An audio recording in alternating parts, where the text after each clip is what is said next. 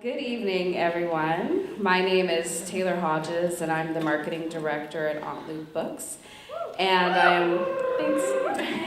I'm so excited to welcome you to the San Francisco book launch of the book launch reading and discussion of Good Girls Marry Doctors, South Asian American Daughters on Obedience and Rebellion. Woo. So I'm going to be up here talking for just a few minutes to cover some things before we get to the program. But first and foremost, I'd like to thank Southern Exposure for having us in their space. So thanks so much to Southern Exposure. Thank you. And I'd also like to give a shout out to Rainbow Grocery. Thank you so much for your donation. Y'all helped provide some of the snacks here tonight, so thank you. And I'd also like to give a special shout out to Aunt Lute's staff, past and present. Are y'all out here? Are y'all here? So the folks at Aunt Lute are the most amazing colleagues that you will ever have in your entire life. And I just want to say I'm so thrilled to work with you all. And y'all make me so proud, and I learn so much from y'all every day. So thank you so much. Happy birthday, whoever that is. To you. Happy birthday, person. Okay. I'd also like to take a quick informal survey to see how y'all found out about this event. So how many of y'all found out through Facebook, Twitter, social media? Okay. How about folks who saw flyers at coffee shops, postcards scattered throughout? Okay. How about folks who read our newsletter? How many folks found out through our newsletter? Yeah. Oh, y'all still read emails, thanks. I make those. And also, how many of y'all found out through your friends? Okay, that's what I thought would be happening. That's awesome. Thank you. So tonight, after I get done here, I'm going to introduce our editor, and all of our folks are going to read, and then we're going to have a Q&A and discussion afterwards, so make sure to stick around for that. Also, as many of you have seen, we have our books on sale tonight. If you don't have a copy of Good Girls Marry Doctors, it's on sale here for $15, which is cheaper, and you don't have to pay for shipping. So we're taking cash and card, and we also have Our Feet Walk the Sky on sale as well for $15. Also, I'd like to point out that our restrooms are over that way in that corner if you didn't find them already, and our exits are tucked away over in kind of these corners of the building.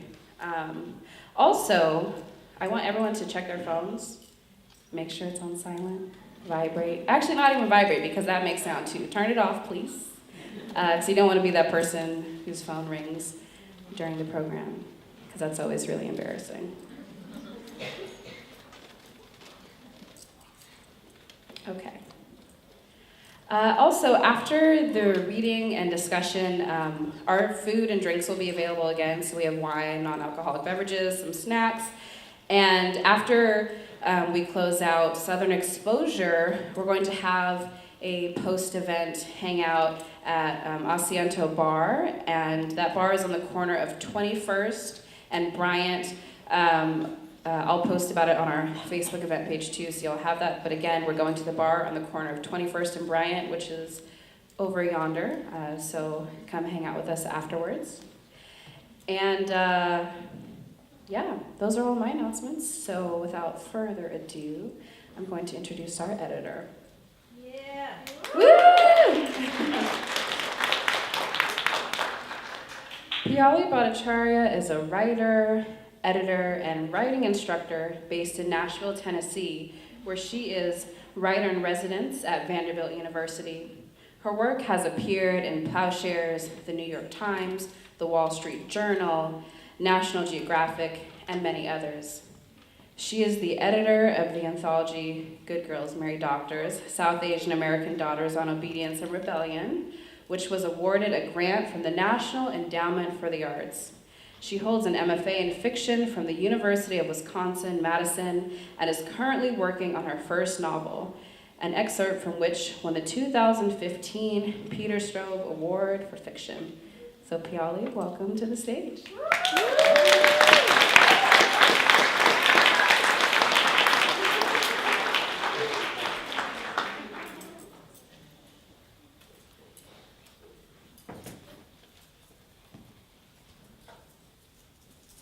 Thank you so much, Taylor.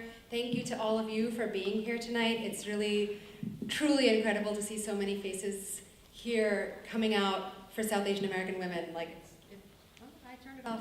There we go. It's incredible. It's just amazing to see this many faces out here. I have to start with a couple of thank yous myself. First of all, I have to thank Lute Books. Joan Pinkvoss, Shay Braun, Taylor Hodges, Andrea Ikeda, Maya Cisneros, so many others that some of whom I just met today who are behind the scenes working for this incredible press. I have to do a little plug here and say that small presses, feminist presses, independent presses, presses that do the work of telling the stories of women and women of color, they are vital to our existence. And so please, please support them. Please support Aunt Lute. Buy a copy of the book. That's a great way to do that. I want to thank the National Endowment for the Arts for providing us a grant for this work. I want to thank Southern Exposure for hosting us here. And I really want to thank my other panelists for reading here with me. They're incredible. They've been such amazing champions of the book. You'll hear them read a little tonight, but if you want to hear more, go read their stories. They're amazing. In particular, since we're standing here in San Francisco, I have to thank one very special woman who is from this area and who really mobilized this community here on behalf of the book. And I met so many of the writers for this book through this woman, and that is Nayomi Munaweera. Naomi, thank you. If there was no Naomi, there would be no book. Really. Thank you so much, and I'm so grateful to call you a sister now. I want to mention one more sister, and that is the wonderful and talented and fearless Barnali Ghosh, who runs the Berkeley Radical South Asia Walking Tour, which some of you may know about. If you don't know, please go take a look at it. It's amazing. And she does other amazing and fearless things. She couldn't be with us tonight due to a family emergency. She was supposed to moderate this panel, but I will try to do my best to moderate on her behalf, and I want her to know that we're thinking of her. Finally, I want to thank all the women in the room and all the allies in the room. It's not an easy thing to participate in this conversation about our families. Our relationships with them are so important and often so precarious. I so deeply thank the brave, brave women who set fire to the fences around their hearts and who invited us to peek at the beauty and the pain hiding behind the flames. I thank them for the gift of their intimacy. And I thank you for being here, for engaging, for standing in solidarity and community with us. It was the search for this community that led me to embark upon the journey of this book. Part of what this book is about is us as a community of South Asian American women feeling our way through the love we have for our parents and the understanding we sometimes wish we had. Some of us who have written for the volume feel very connected to our families. Some don't. Part of the joy of creating this book has been watching a community form around it. In fact, this community has grown larger than I thought it would. And since the release of the book, I've been getting messages asking about whether there's going to be a follow-up, because so many other people would like to share their stories too. And by the way, that's the power of sharing our stories. It encourages others to share their stories too. So to those who also want to share their stories, I want to tell you that you're in luck. This project is hopefully going to be more than this book. If you go to our website, which is goodgirlsmarrydoctors.net, you'll see that we're hoping that this site will be a place we can all gather to keep talking about these issues. There are sections on the site where you can read about and buy the book, but there's also a discussion forum where anyone who has any reactions to the book or to these themes can go to be in conversation with this community. And there's also a community essays section that we're hoping will be a curated space where people of all genders and backgrounds will be welcome to submit pieces of writing that relate to the theme of our book. We'll be posting work on there by writers from a variety of circumstances as often as we can, starting probably in 2017. So if you have any ideas for pieces you'd like to contribute on this theme, please go to our website, think about it. And also, forgive me for saying this, but I have to say, there are a lot of writers, editors, and educators in the room tonight, and so I just want to mention this. Getting this book published was not easy. Finding it critical attention has also been not easy. The response in the room tonight has been astounding. We are bowled over. We're so grateful to Lute Books. We're so grateful to all of you. And we're really lucky to have some wonderful people and publications writing about and featuring the book already. But if you'd like to support the project, the most important thing you can do is write us a review or feature it in a publication that is read widely, or maybe adopt the text in your course. So if you're interested in doing any of those things, come talk to us, and we'd love to talk to you more about that. Okay, so moving on to the actual book. I'm so honored to be up here today, speaking with just a fraction of the remarkable women who have written for this volume. I thought a lot about what I wanted to say to convey all the gravity, all the emotion, and also all the light, whimsy, and playfulness these stories achieve. And I realized that the best way to do this was simply to share sections from the introduction that I wrote for the volume. For me, this piece is trying not only to give you a sense of what kinds of stories you're about to receive in the book, but also how we, as good girls, overcame our goodness and our badness and are still working on the project of reconciling our different selves into one whole. So here it is. It took me 8 years to compile all of the essays in this anthology into a book, and then to find this book, a grant, and a publisher. But the night before I submitted the final manuscript to the editors, I dragged the document into the trash can of my computer, shut my laptop, and cried. I cried for hours that day, heavy tears that held in their sheen the reflection of all the women who have had the courage to share their stories on these pages. Good girls marry doctors, it's true, especially in the Desi community. What, then, do bad girls do? Surely, I reasoned in that moment, bad girls write publicly about their parents and guardians. Bad girls take all the sacrifices their immigrant parents made for them, all the tenderness and support their parents gave up in their homelands, all the toil it took to earn livings and build homes in North America, and twist them into perverted abuses. Bad girls forget how deeply they have been loved. At least that's what it often feels like to be writing essays like the ones in this volume. We write, and then we think, oh God, what if my parents read this?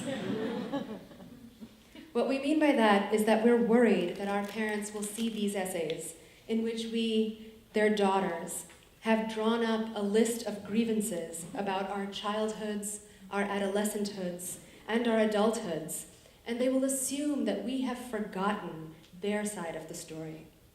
They will think that all the lessons they taught us about honor and respect meant nothing to us, and that all their sacrifices and hard work to raise us in a foreign land have resulted in this, a burning at the stake of their methods and philosophies.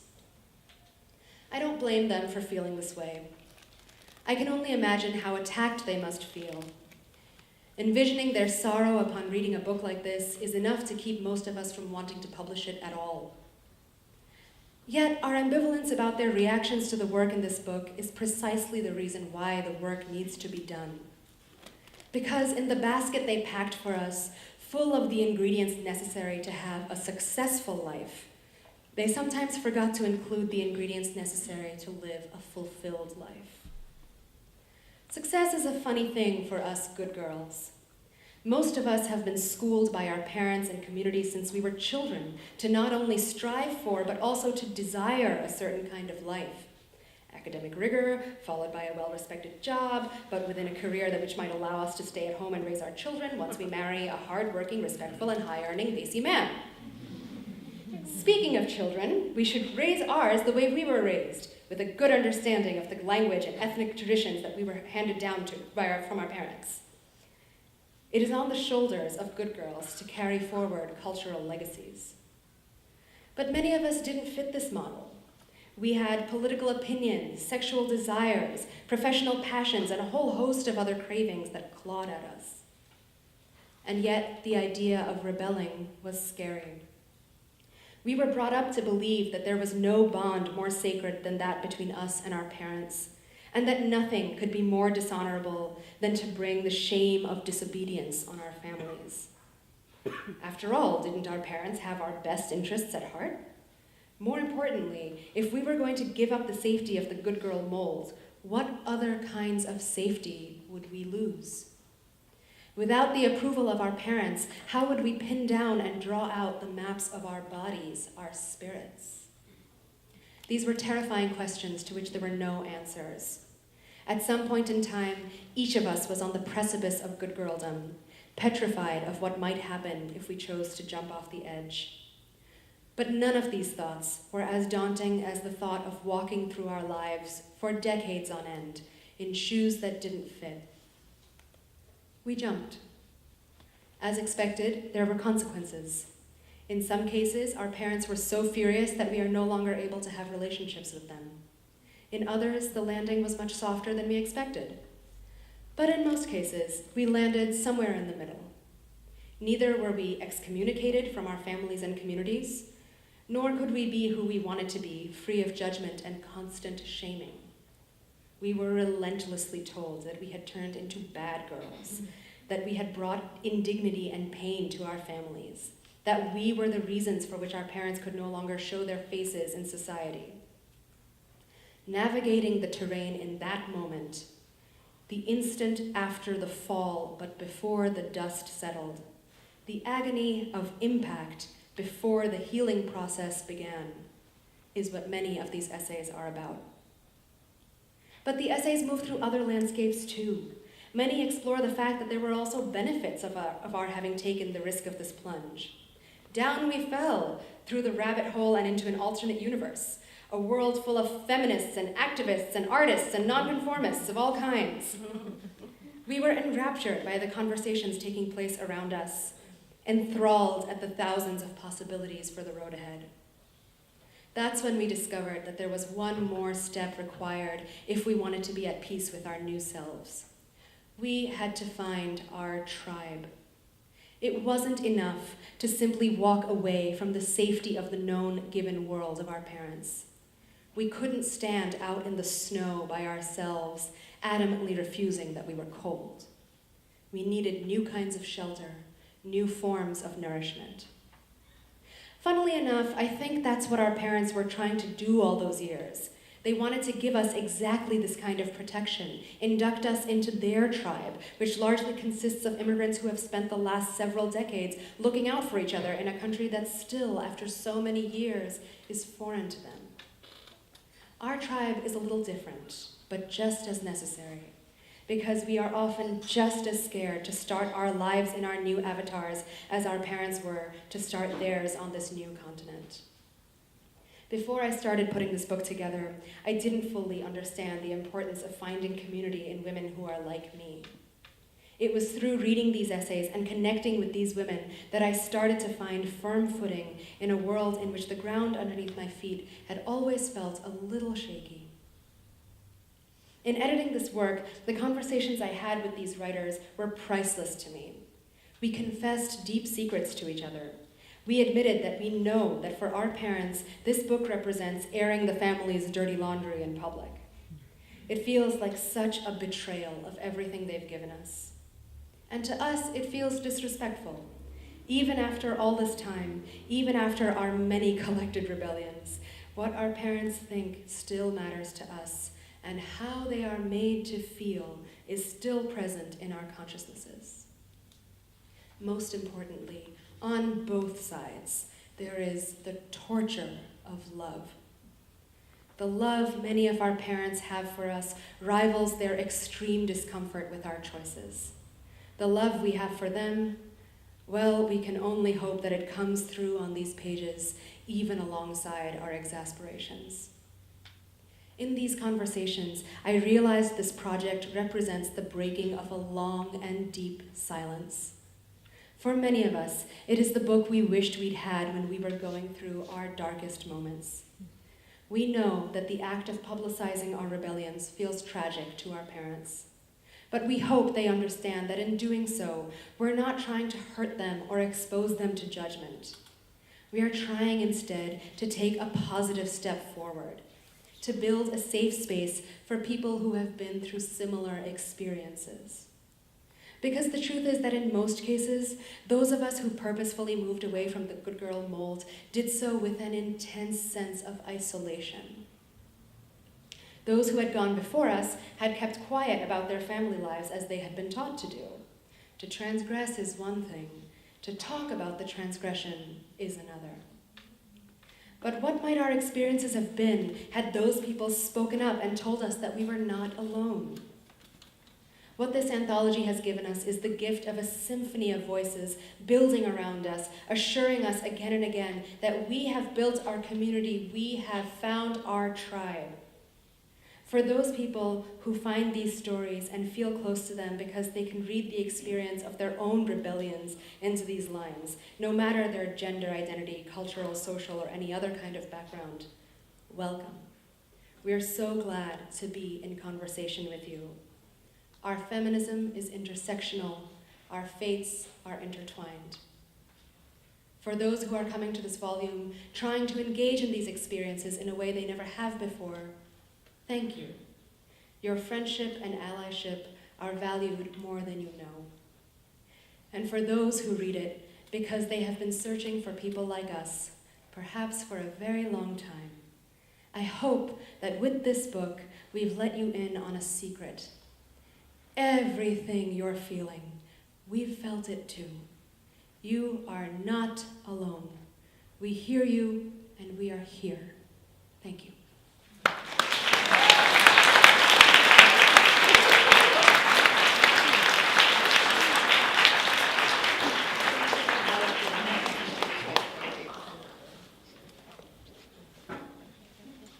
Thank you so much. I want to introduce our next reader, Tanzila Ahmed. A lot of you know her as Taz. Is an activist, storyteller, and politico based in Los Angeles. An electoral organizer by trade, she's mobilized thousands of Asian American and Pacific Islanders to the polls in over 17 different languages in the past 15 years at various nonprofit organizations, starting with founding South Asian American Voting Youth in 2004. She's the co-host of the Good Muslim, Bad Muslim podcast and has been featured in O Magazine, Wired, and BuzzFeed. An avid essayist, she has a monthly column called Radical Love, was a blogger for Sepia Mutiny, has written for Truth Out, The Aerogram, The Nation, Left Turn Magazine, and more. She is published in the poetry collection Coiled Serpent and was published in the anthology Love Inshallah, The Secret Love Lives of American Muslim Women. Her third poetry chapbook, M- and Ellipses, was published in early 2016. Taz curates Desi music at Mishti Music. By the way, the entire soundtrack that you were listening to before you came in was created by Taz and the Mishti Music team. And thank you so much to Taz for creating a soundtrack for this book, which is incredible. She annually makes Muslim V-Day cards. Her artwork was featured in the shows Sharia Revoiced, in Smithsonian Asian Pacific American Center's H1B, and Rebel Legacy, activist art from South Asian California. You can find her rant on Twitter at TazzyStar and at tazzystar.blogspot.com. Thank you so much, Tad.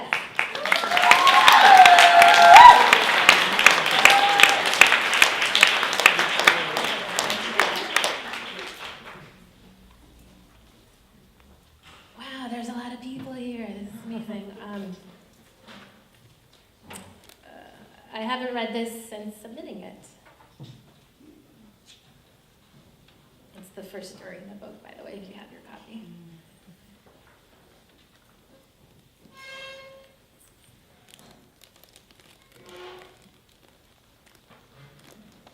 The first time I walk up the sidewalk leading to the front door after my mother has died, I'm surprised. I had expected my house to be covered by gloom, but my eyes catch the bright orange nasturtium flowers lining the flower bed in front of my parents' rundown California ranch house.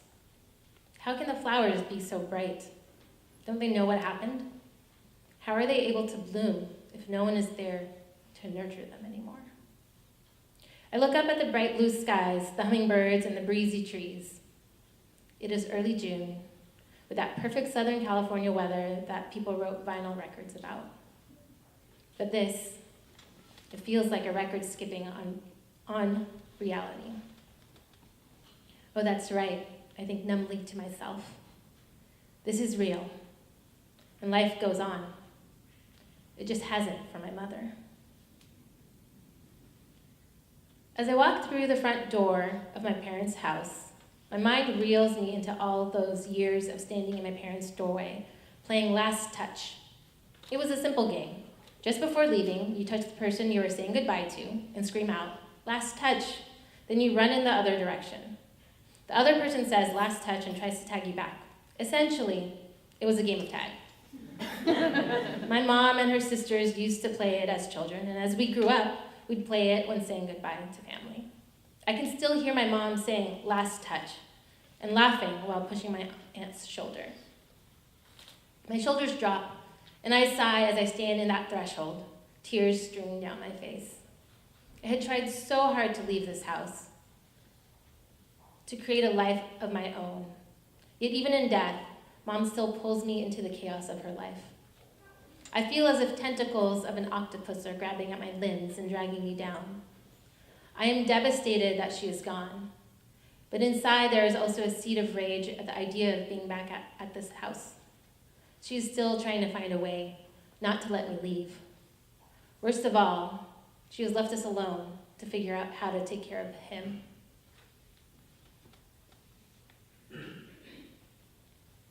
"I need to borrow some money," Mom said to me over the phone. She said it in that authoritative tone. It wasn't a request, but a command. Something I had to do because she was my mother. "Mom, I'm unemployed and trying to hustle for work. I don't have that much money. How much money do you need?" I asked, irritated. I had just finished working on a city council campaign for which I had moved from Los Angeles to Oakland. I had always dreamt of living in the Bay Area, and when the opportunity to move to the Bay to run a campaign came up, I jumped at the chance. In those short few months, I had fallen in love with the Bay Area the way I knew I would. I loved the community of South Asian activists that I had met while I was living there, and within a few months, I was active in starting a radical camp for Desi youth. I had even reconnected with a guy. I was picking up random PR gigs and even bartered a portion of my rent for my roommate's business. My parents weren't exactly happy or understanding of my career choices, but they had relented after I got my master's degree in public policy. They could at least tell their friends I had a master's. In Oakland, I was hustling to get by, but outside of Los Angeles, I was thriving. I was determined to make Oakland my new home. "I need $4,000. I need to pay the property tax for the house. It's actually $7,000 total, but I have $3,000 already. I just need the rest. I'll pay you back," Mom said. "Why can't you ask Dad for it? Isn't that the whole reason he's going to Bangladesh, to sell his property and bring back the money?" "Why is it so much money?" I responded, exasperated. "Your dad can't know about this. He never knows what's going on anyways. It will only make him upset, and he doesn't know the trouble the house is in." I sighed. Despite all the patriarchy Dad exuded, it had always been Mom that had been in charge of the finances in our house, and I knew how he could be. I barely had $8,000 in my bank account, and she was asking for half of what I had. I had expenses, but I knew money was tight for my parents. They were both cashiers in service industry jobs, and they made just enough to get by. After some prodding, Mom revealed that the government had threatened her with a lien on the house. When I got to Los Angeles a few weeks later, my rage had festered. I sat in the living room my first night there as Dad shared what he got from his recent visit to Bangladesh. "Here," he handed me a velvet box with his pride evident on his face. "I bought you and your sisters gold for your weddings."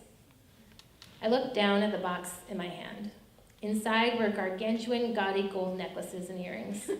He had spent all of the money from the property sale on this box of so-called wedding gold. I wanted to throw it all against the wall. But none of us are getting married, I exclaimed. We're not even close to getting married, and all 3 of your daughters are unemployed. I was trying hard to keep the rage out of my voice, but I wasn't succeeding. I know no one is getting married, he replied gruffly, but you can save it until then. Now you have it. How disconnected he was from reality, I thought to myself. He didn't even know that these trinkets could have kept the house from being pulled out from under him, or how his daughters didn't want wedding gold that she was never going to use. She just wanted to make rent. As I was packing to return to Oakland, Mom walked into my childhood room. She asked me to cut her a check, so I did. Parting with the check hurt, and Mom saw it on my face. She hugged me, and I held stiff. I knew it was implied that this was our secret. We packed the car, and she drove me to the airport.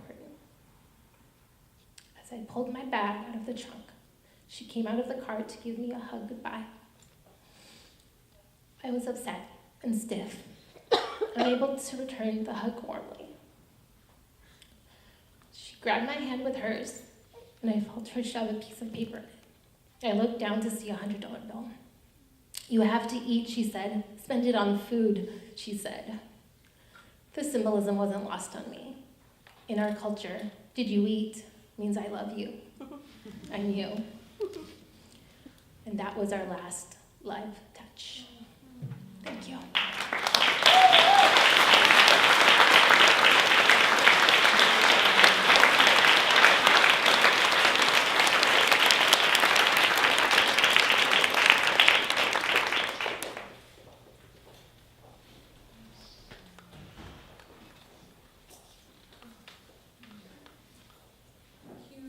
Huge thanks to Taz for being so brave. Thank you. I have the honor now of introducing Neelanjana Banerjee, whose writing has appeared in Prairie Schooner, Pank Magazine, World Literature Today, The Literary Review, Asian Pacific American Journal, and more. She is co-editor of the award-winning Indivisible, an anthology of contemporary South Asian American poetry. It's incredible, check that out. Based in Los Angeles, she is the managing editor of Kaya Press and teaches fiction for writing workshops in Los Angeles. So we talked a little bit earlier about how critical it is to support small presses and feminist presses and independent presses, and Kaya Press is one of those incredible presses that does this life-changing work. So thank you, Neela, and please come up here.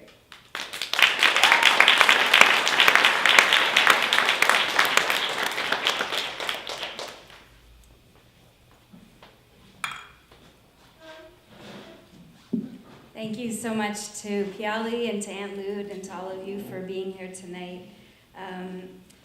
The essay that I wrote in this book was about a time that I lived in San Francisco, so it really brought me back here, and so I'm so glad to be able to read part of it here and be part of the celebration. And thanks to Piyali and to Taz for being such great editors on this piece. The photograph of my parents. In the black and white photograph, my parents stand facing each other. You can make out the print on my mother's white chiffon sari and the dark frames of her cat-eye glasses. Her hair is in a bun. My father is a silhouette, a dark, lean boy with one leg out, as though he was walking towards her. They are standing on a ridge of land. If you squint, you can make out stones, a smattering of grass on the dirt. A barren tree angles above them, cutting across the frame like lightning. My parents had a love marriage. They met at Calcutta Medical College in 1963. My father remembers seeing my mother the day he had gone in for an interview. He asked her if she knew the questions they were going to ask. She said no. During school, they did not dissect the same cadaver.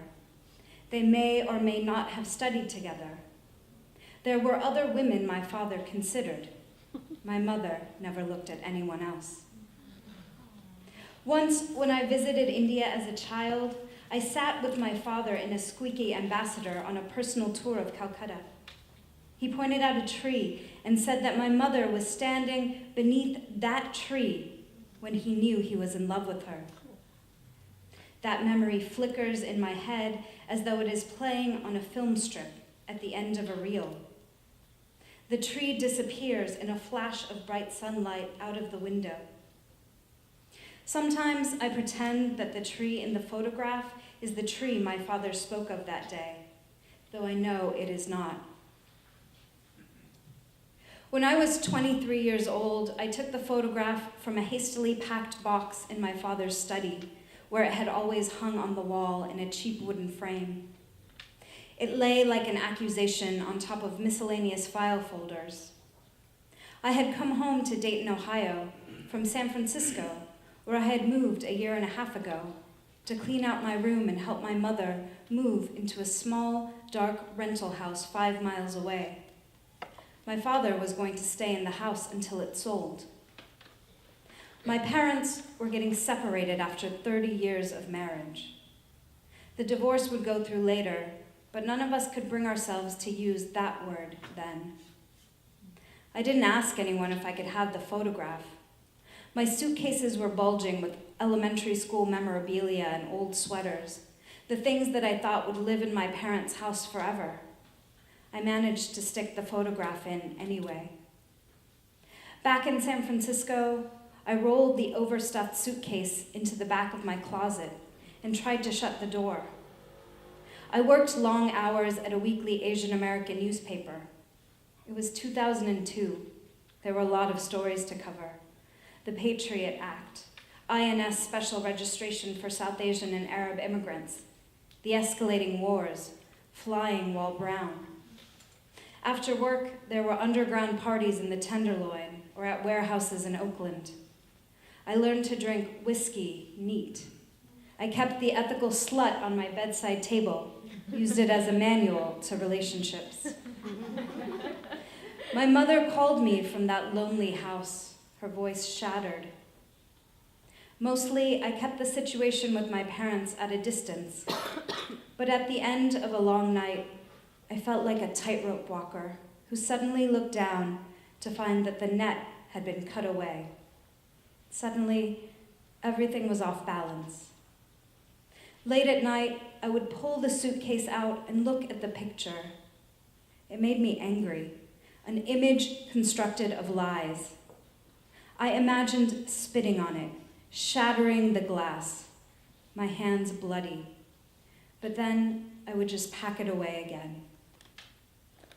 Growing up, I chafed at my parents' suburban immigrant lifestyle. They were both physicians, and I went to a private college prep school.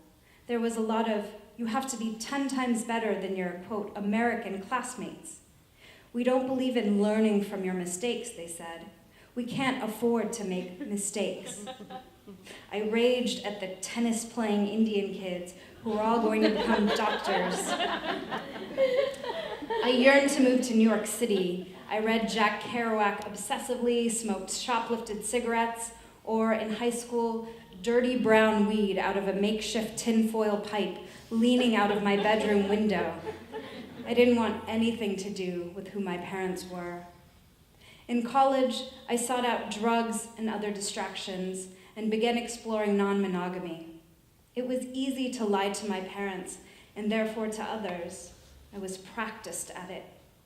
My boyfriend, a white boy from Portland, Maine, who taught me about jazz music and film and how to carefully break someone's heart, pushed me to grow up. He told me that until I stopped lying to my parents about everything, I would never be whole. He and I broke up in the spring of my junior year.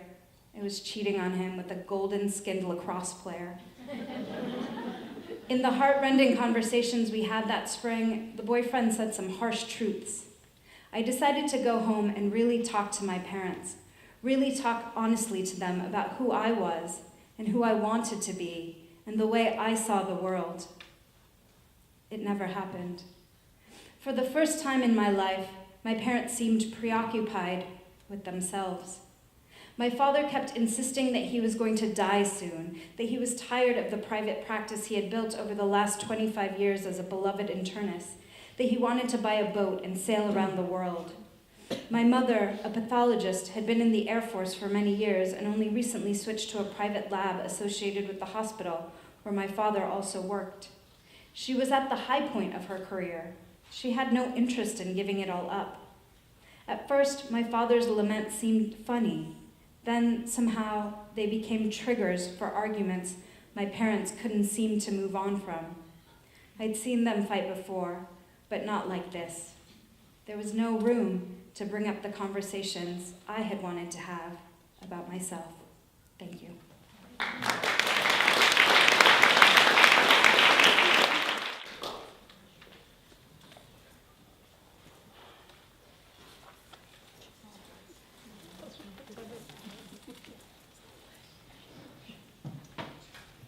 Our next reader is Dorabji, who's a writer, strategist at Youth Speaks, mother, and radio journalist at KPFA.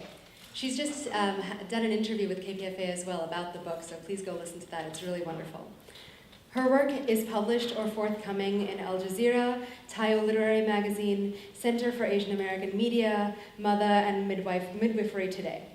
Tara is working on novels set in Kashmir and Livermore. Her projects can be viewed at dorabji.com.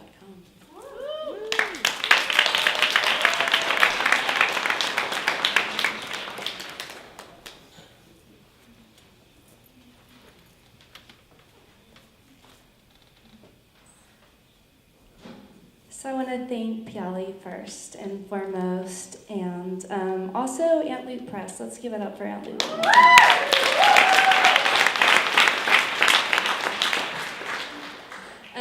I also want to give a shout out to Voices of Our Nation. Do we have any Vona in the house? So Vona was founded by writers of color, for writers of color, as a revolution and a space to come together. And I would never be the writer I am today without Vona and that community. And want to thank these lovely women here in the first two rows who are my community, and it's an honor and I'm humbled to be in this community and share this journey with each of you. So thank you so much. I'm gonna go a little rogue tonight. I hope that's okay. I'm only gonna read the first paragraph from the book, and then I'm gonna share a poem that's a piece to the anthology and has come out of it. And it's sort of raw and new, and there's like scribbles on it because it's still in progress. So I'll just read the first opening to my piece. It's called Subterfuge, on how to be obedient while rebelling. The art of subterfuge is passed through generations of women on both sides of my family. Sometimes we use it to avoid judgment, other times to get what we want. My daughters learn this quiet art. We rebel, and we are obedient. Subterfuge is part of my core, no matter how hard I try to slice it out. So you're gonna have to get the anthology to hear a little bit more about that journey. And this is a piece that came out of my daughters reacting to the title of the book. And they were like, the title, Good Girls Marry Doctors, they're like, this makes no sense. You've never been married. So I was like, yeah, so I started putting together this piece on marriage. Born like a silver fish, warm under moonlight, my daughter gasps her first breath of air. This is forever. I whisper it into her ear before saying her name out loud, her body wet against my chest. Her father will leave before she turns 4. We will never marry. My grandmother will say, you were right to do this. When I don't take him back, I tell his mother, I can't live like this. knowing that if I were to die in the hospital, I'd wonder if he were with another. Still I find my home in the scent of a man, my cheek pressed against him as if it were my breath, my fingers gliding over his fingers gliding over my skin, the wetness of sweat-stained sheets. Are you jealous? He asks. I stumble in the dark, stringy words together like mismatched beads hanging around my neck. Serial monogamy is a continuum I try to wash out of my sheets like memories I bleach lovers out, wishing to remove their scent. A part of me still reaches for the forever, the fear that only this is true love, and that no other will find me in their forever, and I forever will just be another. I learned to love being alone, forgetting the cold of feeling more alone together. I'm no longer afraid to face myself. Still, forever feels like a cage, because being able to walk away is what I fall in love with. My grandma tells me that when she met my grandfather, she said, "I will never be one of many, another bead in a string of pearls." They made it to forever, the one that ends in death. This forever becomes a unicorn. My father, after 2 marriages, finds his true partner, who he never marries. This is new, anew, forever. Me, I seek fingertips to trace the softest parts of me, to whisper in my ear, "I got you." The forever I wish to never leave. That's right, it's almost here.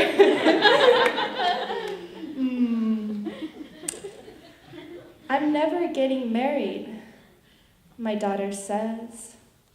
She reaches for my new book, Good Girls Marry Doctors. "This title makes no sense," she says. "You never got married, and why a doctor?" And I know we have changed everything, but I'm not sure what we've become.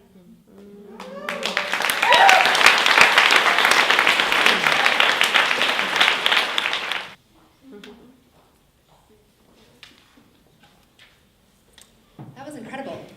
I was going to say that I have read each of these works, 500 times, and they're still so emotional, every single one of them. To hear them out loud, to read them every time, it's hard and wonderful and hard every time. But that was new and hard and wonderful. That was really incredible, thank you. I have the honor of introducing Ayesha Mattu next. She's an American writer and editor. Some of you may know her work. Her groundbreaking anthologies Love Inshallah, The Secret Love Lives of American Muslim Women, and Salam Love, American Muslim Men on Love, Sex, and Intimacy, have been featured globally by media including the New York Times, NPR, the BBC, the Washington Post, and many others. She was selected as a Muslim Leader of Tomorrow by the UN Alliance of Civilizations and has served on the boards of IDEX, the Women's Funding Network, and World Pulse. Ayesha is an alum of Vona Voices and a member of the Grotto. Welcome, Ayesha.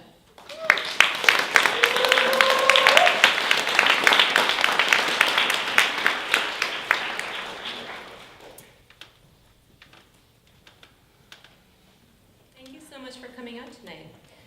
So, my dad's a doctor. I didn't become a doctor. I didn't marry a doctor. My husband is a white boy from Boston, and I'm a Muslim woman who writes about love and sex, and I have found my people.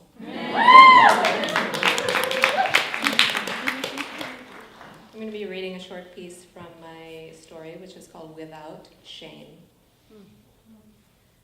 I grew up with women, my ever-present mother, 2 younger sisters, a tight-knit gang of high school friends, and 4 badass older cousins who spoke fluent Punjabi and could wield a delicate yet deadly Kolhapuri chappal like any man giving them the eye. A girl. I'd always wanted a daughter. I'd take her by the hand and teach her to love her sacred body and her skin, no matter what her complexion. I'd tell her she deserved to be seen and loved for everything that she was and longed to be. My son arrived on a winter day in San Francisco in 2010. I held him in my arms, so recently released from the water inside me, this unknown being I had no idea how to mother or raise into manhood. I would start, I vowed, by teaching him all the names. When my husband and I had a child, we decided that we would share with him the frank, sex-positive Islam that has existed throughout history. That included not saying down there, as many of our white American friends and brown American friends were doing, but using the correct terms for all his body parts. Having worked on abuse issues in Pakistan, I knew that giving children knowledge about their bodies, the permission to say no to adults when it came to physical interactions, even if relatives took offense, and an open line of communication with their parents was critically important to their health, bodily autonomy, and well-being. My parents weren't comfortable with all of our decisions, but they went along with them. They refrained from saying shame, shame, when my toddler went through his long streaking phase. He's 6, and that continues. They sat with rigid smiles on their face and eyes seeking escape when he asked questions about their private parts. They endured when he chortled his new discovery that Mama has a vagina, women have vaginas. Generally, they showered him with love, despite their discomfort and our departure from what they considered proper parenting. I was out one afternoon, having left my son at my mother's house. She was hosting a formal tea with multiple trolley carts laden with delicious meat-stuffed fried foods and ghee-rich desserts for a pair of newlyweds. The couple shared their wedding album and spoke of their future plans. My 2.5-year-old played nearby. Nano, he piped up in that shriek toddlers consider an indoor speaking voice. This is my penis. He pointed proudly to his diapered crotch area. Huh? My mother replied, choking on her tea, playing up her deafness in an attempt to deflect him. Looking around desperately for someone to take him away. My 10-year-old niece grinned on a nearby sofa, eager for the show, ignoring my mother's pleading eyes. My sociable son toddled from person to person in the drawing room, introducing himself, and then asking with great curiosity, "Do you have a penis?" "I have one, right here." The bride, a nurse, blushed and spluttered in Urdu. "What type of things have you taught him? I would never teach my child such filth." Eventually, my sister, who had 3 curious children of her own, came in from the kitchen, stifling her laughter. She led my son from the drawing room to distract him with toys and books. As they left, he gleefully began singing a song at the top of his lungs, the words of which went something like this. Penis, penis, penis! My long-suffering parents were humiliated. The bride never contacted us again.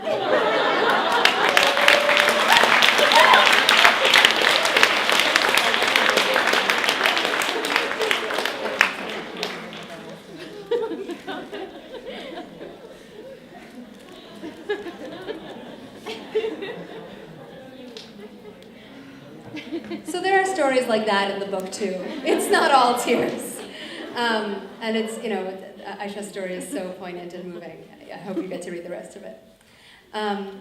And finally, I get to introduce Nayomi Munaweera, who is a Sri Lankan American writer. You might be familiar with her work as well. Her debut novel, Island of a Thousand Mirrors, was longlisted for the Man Asia Literary Prize and the Dublin Impact Prize. It was shortlisted for the DSC Prize for South Asian Literature and the Northern California Book Prize. It won the Commonwealth Regional Prize for Asia and was the Target Book Club selection for January of 2016. Naomi's second novel, What Lies Between Us, was hailed as one of the most exciting literary releases of 2016 from venues ranging from BuzzFeed to Elle magazine. Her nonfiction and short fiction are also widely published. Please check out Naomi's novels as well as her story in this book. Come on up, Naomi.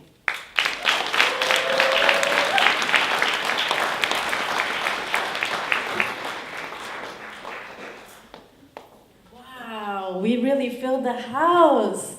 This is fantastic, you guys. Yeah, give yourselves a hand. I should have brought my camera up here so I could take a picture. But I sort of want to stress this, that this is such a community effort.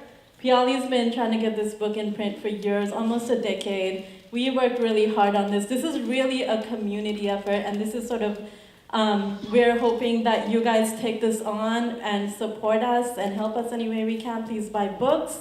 If everyone in here wrote an Amazon review, yes, the Amazon algorithm would take us a couple of steps higher, and then the book would appear on more people's pages. So at least a few of you, please consider writing us a quick Amazon review. It doesn't have to be grammatical. You can just, give us a few stars or whatever. It doesn't have to be long. That stuff really helps. And then if you're teachers, please consider teaching it. Whatever way you can help us, we are really, really appreciative. It's going to be short, so we can get to Q&A. My piece is called The Only Dates You're Going to Have Are the Ones You Can Eat, which is something my parents used to say.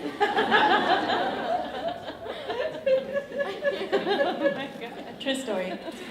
I'm 41 and at a gathering of Sri Lankans in Los Angeles.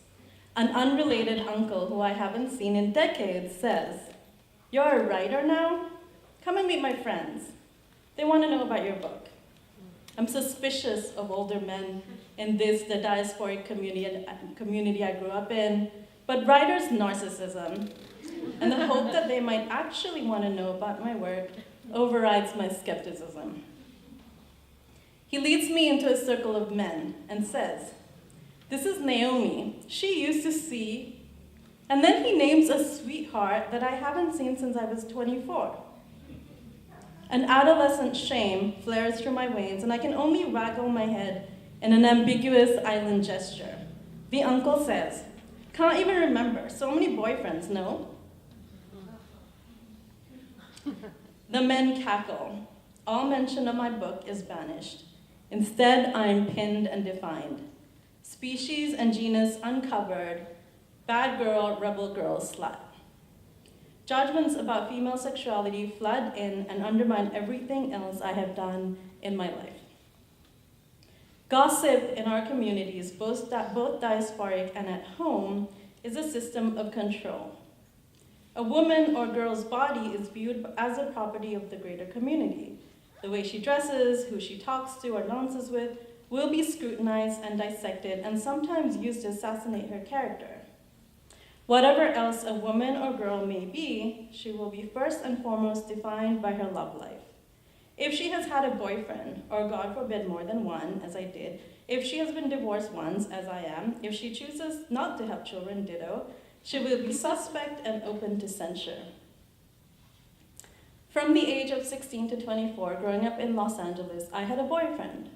Worse, a Tamil boyfriend. Writing about this first relationship still feels like the uncovering of a shameful secret. In Sri Lanka, the Tamil Tigers and the Sinhalese military were fighting a civil war from 1983 to 2009, which would end up claiming an estimated 80,000 to 100,000 lives.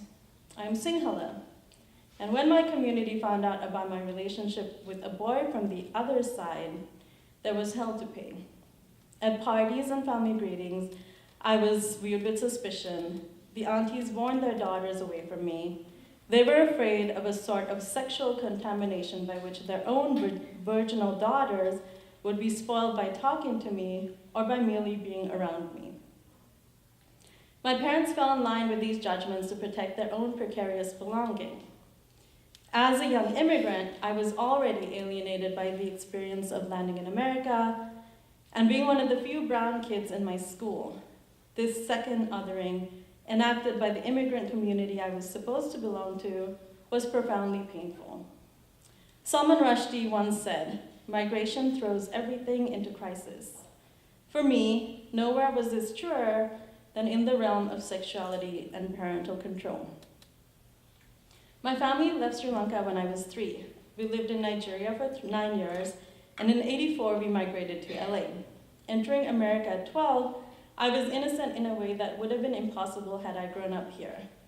I'd never chosen my own clothes, I'd never styled my own hair, I had only worn school uniforms and regulation shoes. I did, however, know about sex. It was when a boy and a girl sang loudly at each other and danced around trees. Sometimes it would rain, and then the girl's sari would cling to her wet skin. And then, very shockingly, they might press passionate lips on opposite ends of an apple.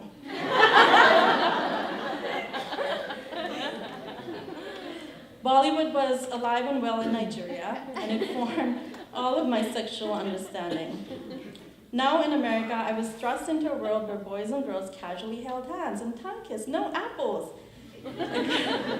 against the lockers. I watched them, shocked by their brazenness, and waiting for the adults who would come screaming to rip them apart. I knew they would not be called up to morning assembly and made to stand still while a teacher whipped at their legs with a slender whistling switch, as would happen in Nigeria for much smaller infractions. But I expected that there would be some punishment. It was startling to realize that there would be none. In this new world, there were boys who flirted, girls who wore luscious red lipstick, there was MTV and Madonna and Ripley's, there was Billy Idol with his sexy snarl, and me in my ill-fitting, second-hand clothes, desperately wanting to belong. At home, my parents realized the powerful threat of contagion posed by Americanization and wrapped me and my sister tight in insulating cloak of Sinhala culture. On the weekends, we went to the Buddhist temple, to cultural shows and community parties. And like all other Sri Lankan parents we knew, the most important rule of the house was the no boyfriend rule. The only dates in this house will be the ones you eat, they said.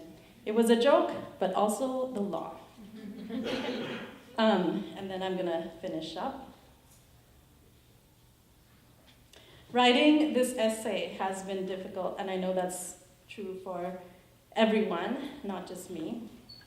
Always a voice asks, what will people say? What are the repercussions to revealing vulnerability? My stomach turns with the terror of revealing what I have been taught to keep secret. But greater than that, than the fear, is the hope that a girl like I was, a girl torn between two places, might find herself in my words. If I could talk to her, and also to my own teenage self, this is what I would say. You don't know it yet, but yours is a universal and bittersweet song of the immigrant. You may lose family, culture, a sense of belonging. It will be lonely, you will be adrift. The ones you love may not understand what you are becoming. You will lose the village of your father's birth, but you will gain your own pleasure and your own story. Thank you.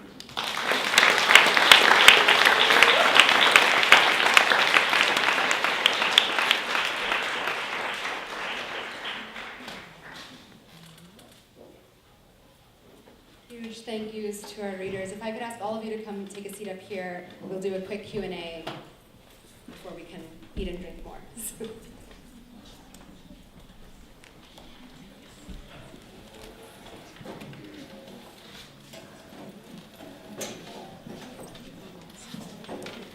So the first thing that I wanted to talk to you guys about, and I have a couple of questions for you, and then maybe we can take a couple of questions from the audience. And the first question that I wanted to ask was, about the title, and Tara, you talked a little bit about this. The title, for me, was something that I completely on a whim came up with the night that I thought about this anthology about 8.5 years ago now. And I thought, like, okay, this is the title I'm using for now. Clearly, this is not going to be the actual title of the book, and we'll come up with something better eventually. But we didn't end up coming up with something better, and part of the reason for that is that I found the title to be a little bit of a secret language. For those, when I asked women to write for the volume, I would either get the response like, what is that about? Like, what do you mean by that? Or I would just mention those 4 words, and immediately the response would be like, girl, I know. Like, immediately. Like, and so, you know, going off of the idea that like the title might have worked as a prompt for you, I wanted to ask you guys, like, in how much did it work as a prompt for you, or did it at all? Or were you kind of like thinking of these 4 words as really signaling something else, which is kind of, you know, how we had thought of it too.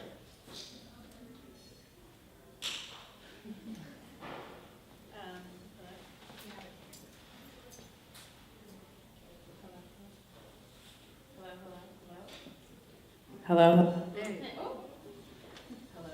Hello. Oh, sorry, it's delayed. Here you go. I think I heard about the anthology before. I think Taz told me about it when she was writing about it, and I was basically like, what the fuck? When I saw the title, I was, you know, I think it for me, it took, you know, like the subtitle and like Piyali's great pitch about it to get it there. But I think, you know, in marketing the book, I see it. So as a prompt, it didn't quite work for me, but like as something to like write against, maybe. Mm-hmm. Yeah, for me, I really was drawn to the daughters on obedience and rebellion, because I think a lot of the writing that I've been doing has been around this theme of rebellion and obedience, and I was really excited. I also felt similarly about the good, because, you know, I don't know, like, I also have a podcast called Good Muslim, Bad Muslim, so this whole, like, now people are like, good Muslim, bad Muslim, and good girls marry doctors, like, it's kind of a lot of good happening.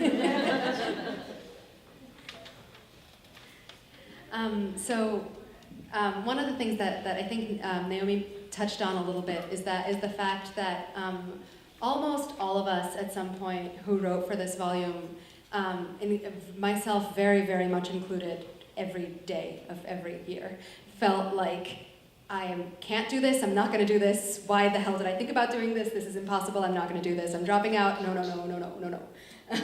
And, you know, there's a reason why we didn't, and there's a reason why we wrote and published and are standing here, and I'm wondering, for you guys, how much was that an emotion you let play into your writing, and what made you say, like, no to that voice and say, no, I'm gonna do this because it's important?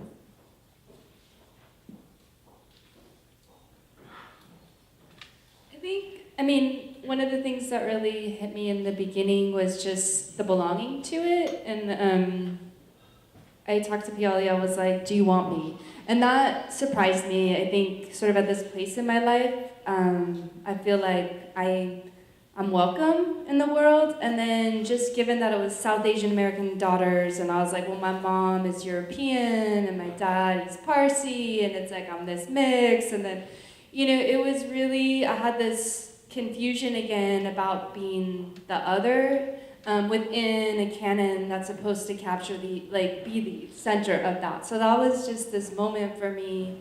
And then particularly since so much of my cultural experience comes through the lineage of my mom, right, and my grandma, and then I kind of landed on my dad's mom, who passed before I was born. So much of my piece was to her, and that connection. So it was great to be part of it, and then I think definitely just being in the community with Naomi, Ayesha, with Fee, as we progressed in it, helped at all the different drafts when I was like, oh, I'm not sure. We would just go round and round with our work. This is so interesting because I think everybody almost dropped out. Every one of us. And, you know, we would write together. Fee and I would write together. Ayesha and I would write. We would hang out and write, and we edited each other's pieces, and we all spent a lot of time with each other's pieces. And, you know, some days I would be in cafes and someone would throw their stuff down and be like, no, I cannot do this. This is too painful to sort of reveal this. What's it gonna look like when my parents look at this? This like internalized voice of shame that we've been brought up with, that you don't talk about the secrets, or even if it's not a secret, you just don't talk about that it was hard, because we're supposed to be like good immigrants, right? And you know your parents sacrificed so much, so there's this sense of like complete betrayal. Now we're gonna talk shit about them? Okay, that feels really bad. So I think everybody at some point said, I cannot do this. And then some of us really had to push against that. I never backed out. I will say that I wrote a piece and then I showed it to one of the other people, and they said, you're not doing it, you're not going deep, you're just on the surface. I'm like, okay, back to the drawing board, okay, let's get like really deep in there and like reveal some stuff. That was a really painful process for, I think, for most of us. I wrote this piece the same month that I wrote my piece on why I don't date white men. That went, I think many of you probably read that. It was published on Love and Shala's site. So that was like a really hard month of writing a lot of my personal narratives. And it was a little bit easier for me to write so personally because I did have my column for a couple of years by that point. So I was able to, I've been writing about grief for a while. I've been sitting on this story. At the time that I was writing this, it was 4 years after my mom had died. So it was a narrative that I was sitting on for a while. And I had many, many conversations with Neela. Neela's down in LA with me. So we have the same kind of like, we get together and write too. So we like had I backed out too on the first request, and I was like, no, I can't do this. And then I got pulled back in, and I was like, okay, fine, I'm ready. But I don't know, there's a little bit more safety in knowing it's in a book and not on the internet. Yeah. And I am less nervous about someone reading it after it goes viral and then contacting my dad if it's here. And then there's also safety in knowing that my mother's not around anymore. And there's that kind of like safety in knowing that like I can write about her and not have her reach out to me afterwards, which was a fear when she was around. Yeah, I primarily publish in fiction and poetry, so this is, and journalism, so this is one of my first like personal essays, and definitely the first time I wrote in this way about my parents' divorce. So the process felt really good. I had been sitting on these things for so long, and then this last couple of months has actually been really difficult. Like I haven't promoted it that much on my social media because my dad's girlfriend like stalks my social media and like prints stuff out for my dad. And one of the first reviews, which was really wonderful, of the book that came out on this site called Kabar, you should check it out, summarized my piece as saying, you know, this was a piece by Neela about how her philandering father broke up their family.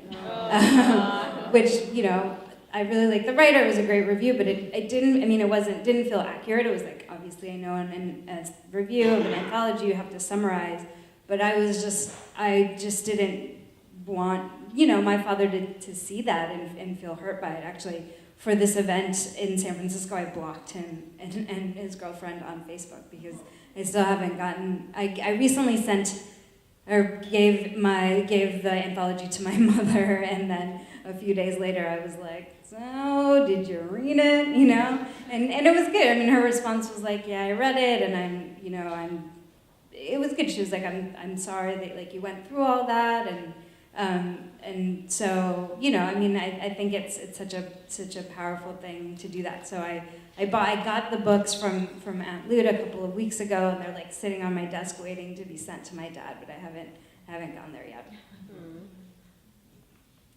So I think it was such an interesting process because I have 2 books out that deal with love, sex, and dating from Muslim men and women's perspectives, and I had to write a piece for the first book. And I actually had a lot of fear around writing that, and I kind of wrote with a sense of my mother standing right behind me. And I thought, okay, I have written this piece, I'm sure she's going to be pleased with it. And then the book came out, and my mom disowned me and didn't talk to me for 2 years. And it was extremely painful. And but I think the blessing in that has been that I will never write for anyone else again except myself. And the other side of it is, I'm like, God damn it, why do I always have to write about my family? You know, can I write about something else? Why am I drawn to this? But what I've realized is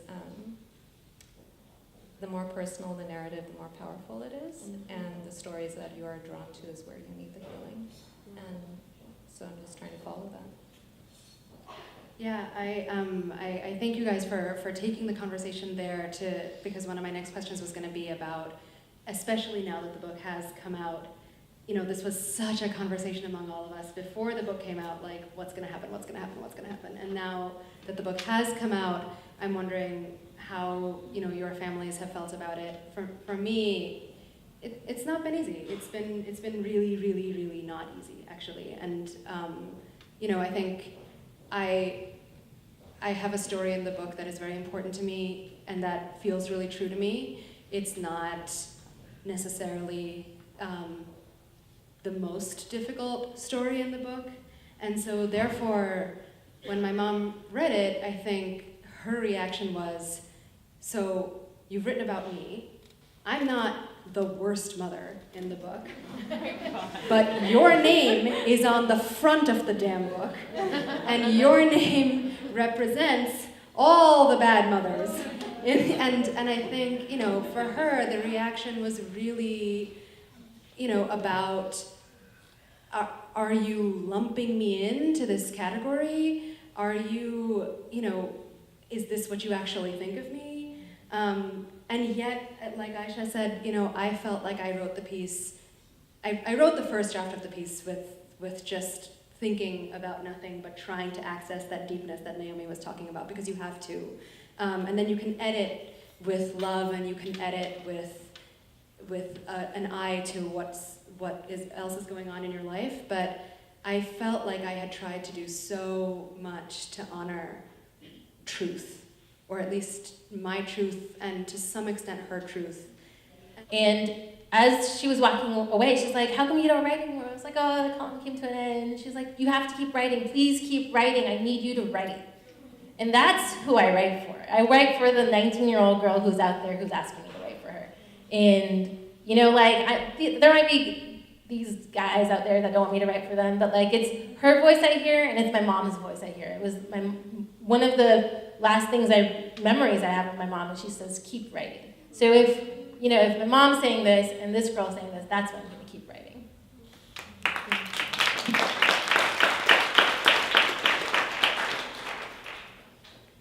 Any other questions? Yeah. This is so inspiring. I cannot wait to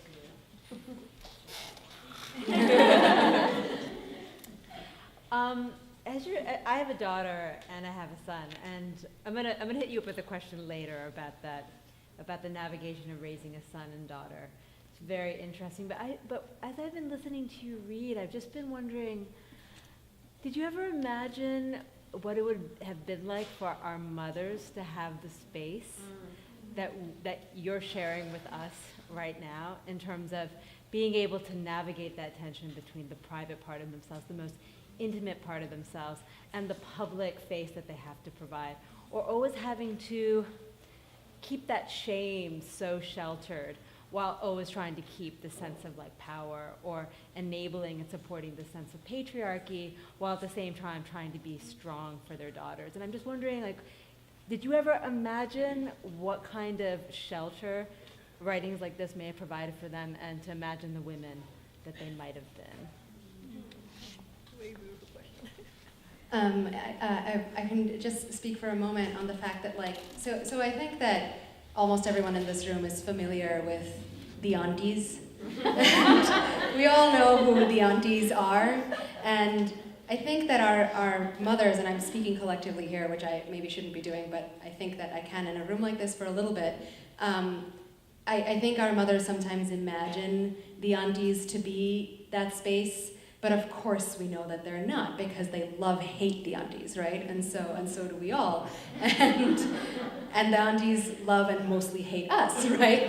And so, like, one of the things, and Dara's essay actually talks about this a little bit, is the fact that, like, our generation is a generation that believes in the sharing of non-perfection. And, I think, at least, to my parents' generation, presenting the most immaculate, potentially mythical version of yourself to the aunties was paramount. And yes, they're supposed to be like suckies and women friends in like this weird way, but really you're supposed to present to them the most bombastic version of yourself. And the difficulty in that is very great. And I do wonder sometimes what could have happened. So I specifically went to a women's college, and that kind of sisterhood is something that, like, my parents were shocked by. And experiencing that made me feel like, God, what would it have been like if they had this? And I wonder if you guys have other thoughts. First of all, we are the aunties we've been waiting for.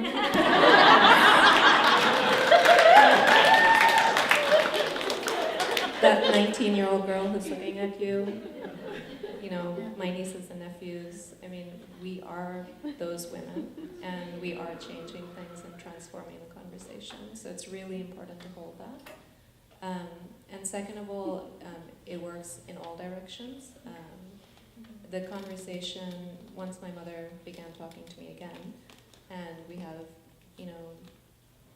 a complicated relationship, but many beautiful things about it. And the conversation is transforming her, and it's transforming her friends too.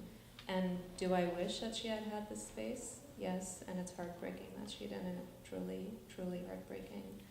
But her ability to access this space through her daughters has meant her standing up for herself and changing her life and her posture, and being more true to herself, and being more honest about herself, even within her community of aunties.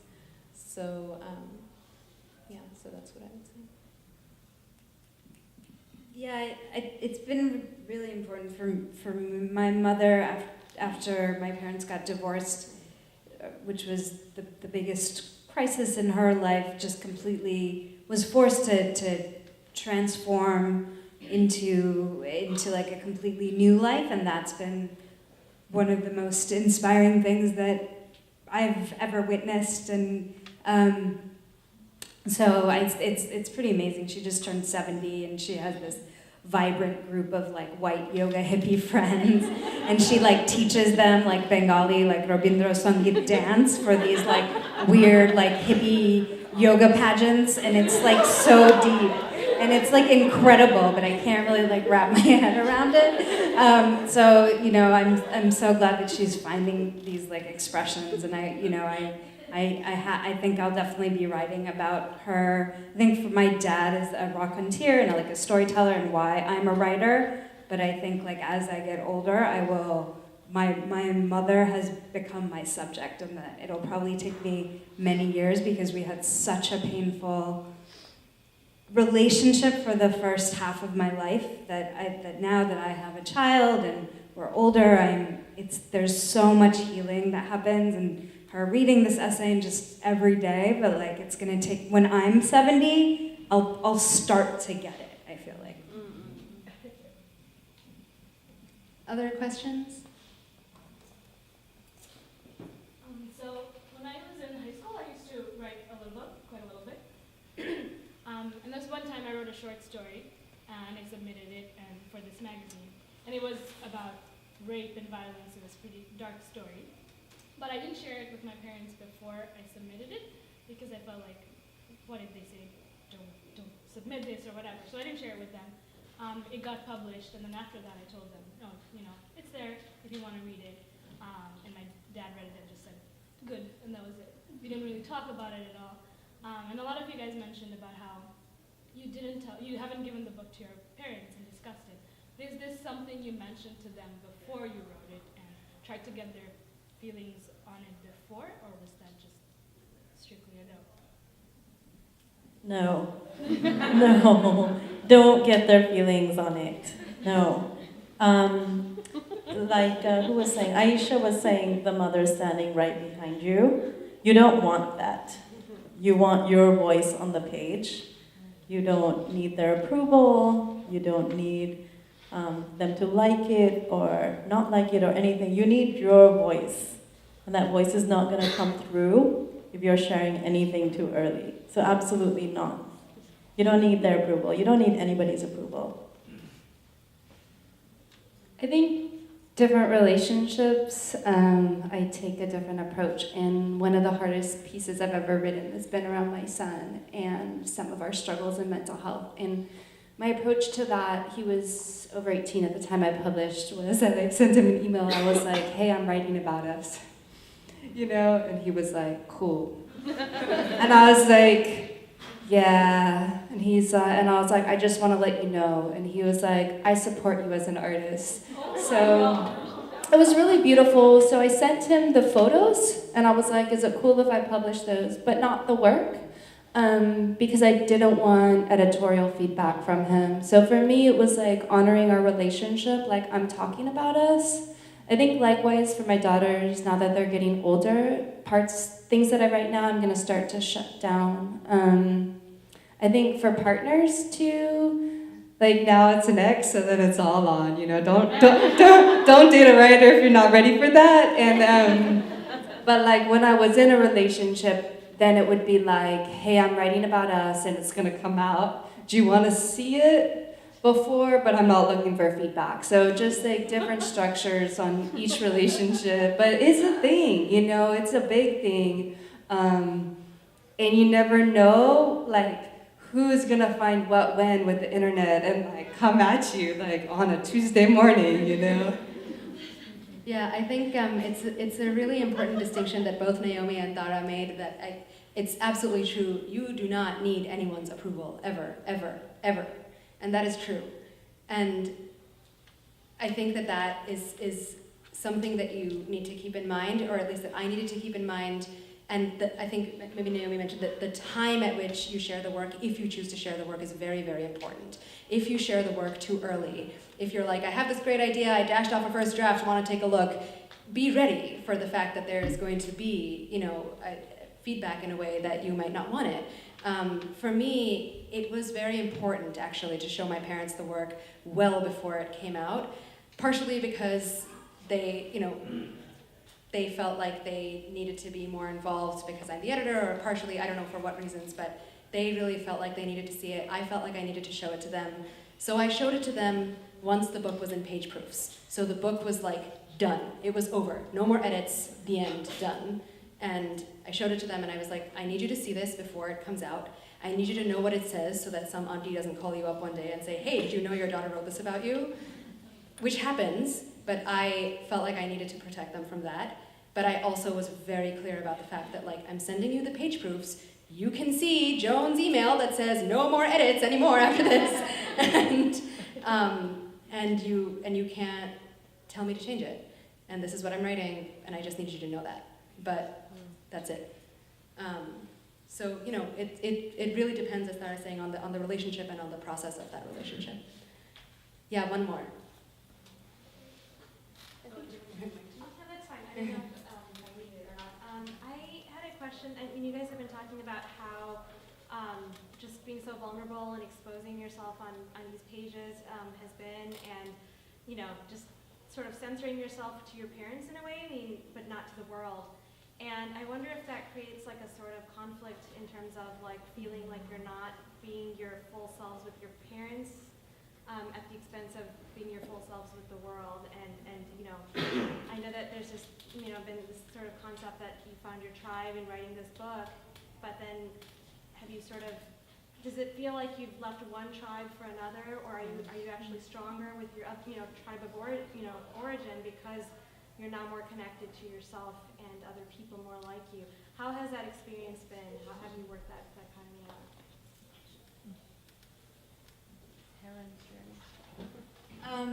I mean, I think it's just a challenging thing to constantly negotiate. I mean, I'm gonna pivot a little bit to another writer who's so important to me, and that's Dilo, who's this amazing queer, trans, Sri Lankan performer who is like a teacher to me. And you know, he talks about, you know, his work is if you haven't had a chance to see his work, Kaya Press, where I work for, is putting out his book in a few years, so keep an eye out. But I think he talks about just the transformative power of sharing the work. I know that Dilo's parents have gone on tour with him and seen his shows, which are about his life, and like for him, it wasn't a choice. It was like a life or death experience to tell his story. And I think, you know, I mean, I didn't feel that same urgency necessarily, but in a way I did. Like I had been sitting on the essay that I wrote about for over 10 years, and I hadn't wrote about it because I had been, you know, I just didn't know, I didn't have a venue. I was putting a lot of it into my fiction, but it has been so healing. I feel like I released something. So, you know, I think that slowly, you know, will come around. And for me, I think this book and allowing those words to come out, these stories and these truths are transgressive. It's a form of activism that is stronger. And I think if our families don't recognize it, then it's their loss. Yeah, you said something really important, Neela, about recognition. You said in your question about true self. Part of what this book is trying to accomplish is to help young South Asian American women and young women of immigrant parents realize who their true selves are. Before we can be our true selves in our families or with our friends, or decide if one true self is the true self or the other one is, we have to know who the true self is, right? And to discover who that true self is a really important personal journey. And some of us who have figured out who our most comfortable selves are not allowed to be that self in our families. And so when you talk about, can you be your true self with your family? Honestly, I think the question really is, does your family allow you to be your true self with them? And that family can be your given family, it can be your chosen family. For a lot of us, it is our chosen family. And for a lot of us, we're talking about what it's like, the pain of not being allowed to be our true selves in our given families, even while caring so deeply for those given families and caring so deeply for those relationships. And you know, what Neela said is it's transgressive, and it is. A book like this is transgressive because what we're trying to say is we have figured out who our true selves are, or at least we're trying to, and please give us the respect and the space of that self. I think for me too, it's not so much, I mean, I feel pretty confident in myself moving through my different communities in my family, and that my true self is in that space, but also honoring what people want to and are in a position to receive. And so sometimes the way that maybe my rawness that comes out in a piece, in a position, right? Not everyone is in a place where they want to receive that. And so for me, it's not like I'm hiding anything from my parents. Like, they know about this book. They see me blasting it on social media, and like, that's cool. Like, that's cool if they want to buy it and receive that, but they're choosing to receive it. And so just the parts that I give to people, that's how I see it in different spaces. And same with my daughters. It's not that I don't want to share these pieces of myself with them. It's just like, as they get older, different pieces, it'll be easier for them to receive in those ways. And so I kind of see it that way now at this place, at this time in my life, you know? And I don't think it's always been that way. I think there were times that I was definitely hiding pieces of myself, and now it's not so much that I'm hiding, it's just, I don't need to put that out there right now, you know, for everybody though, in that way. Let's see. The reason I was part of this anthology and feel very, very passionately about this is because I wish I had had this when I was growing up. And there's so many nodding heads right now. I'm chilled by that. I wish that when I was in high school in Southern California in the 80s, I had had something like this. It would have changed everything. It would have just been absolutely mind-blowing. Let me tell you a quick story. So in LA, where I grew up, there's something called the Sri Lanka Foundation. And every year they have a Women's Empowerment Day. And this year, as the last 5 years, their Empowerment Day consists of a beauty pageant. Yeah.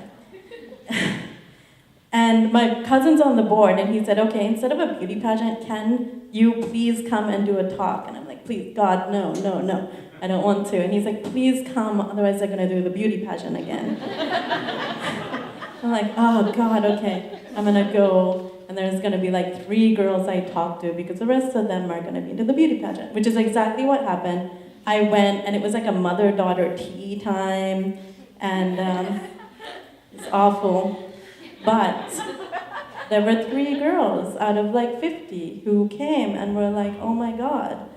And for them, you know, and I share the book with them, and they're like, oh, this is what I needed. And one of them I'm really close to now, and she said, today she posted about going to a rape protest, a walk protesting rape. She got totally trolled.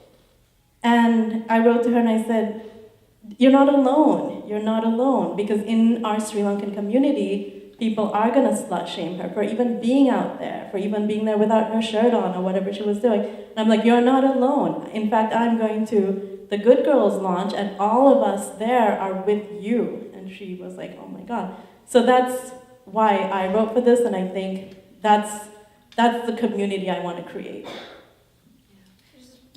Speaking of high school, I just want to quickly call out a book that is out there, which is the anthology Our Feet Walk the Sky that Aunt Lou put out, I think in 1993, which I remember reading when I was in high school and just obsessively paging through it. And I really want to buy it again, but I feel kind of scared to look at it because it's just going to rabbit hole me back to that time. But please take a look at it, and another round of applause to Aunt Lou for being so supportive and being such a long time small press.